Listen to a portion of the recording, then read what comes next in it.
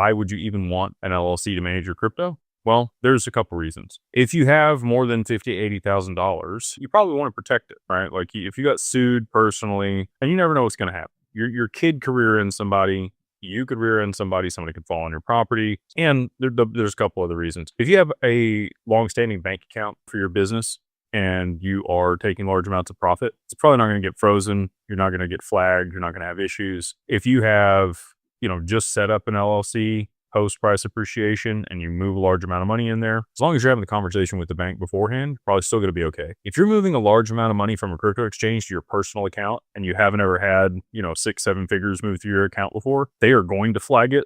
They might even debank you and they will hold that money for weeks until they send you a check. The other thing I would say about the operating agreement that we do very different than other people is we have specific considerations and language around digital assets in the operating agreement, the security of it, governance around it, the legal component there in Wyoming. There's legislation that's very beneficial for digital assets.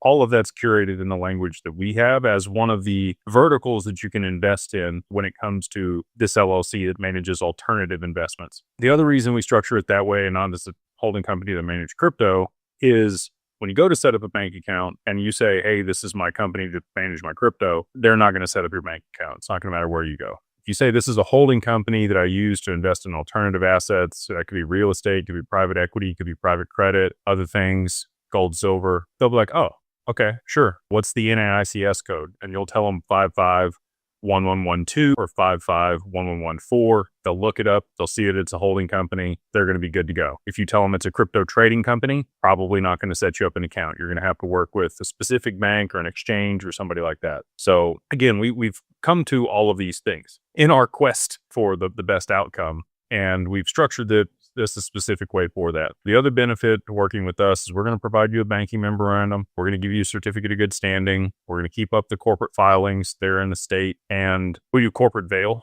also. So if you want to work with us on it, you can go to digitalfamilyoffice.io and use the code 50OFF, 50OFFDAG LLC. Get you everything I just talked about: EIN, articles of organization, registered agent, certificate of good standing, banking memorandum, template for the operating agreement, and the corporate veil service for the whole year for $2,000 if you use that code.